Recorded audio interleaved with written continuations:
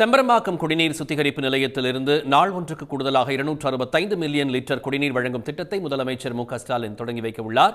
இதனை தொடங்க வருகை தந்த முதலமைச்சரை சாலையின் இருபுறமும் திரண்டு மக்கள் வரவேற்றனர். செய்தியாளர் கீதா நம்மோடு இணைகிறார். விவரங்கள் என்ன கீதா?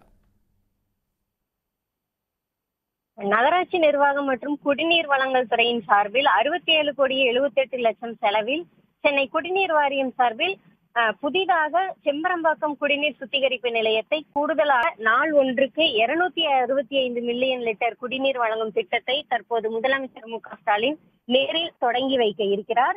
அதற்காக செம்பரம்பாக்கம் நோக்கி அவர் வந்து கொண்டிருக்கிறார். தொடர்ந்து திருவள்ளூர் மாவட்ட திமுக கழகம் சார்பில் பல்வேறு இளைஞர்கள் மற்றும் தொண்டர்கள் சாலைகளின் இருபுறங்களிலும் நின்று அவருக்கு உற்சாக வரவேற்பு அளித்து வருகின்றனர்.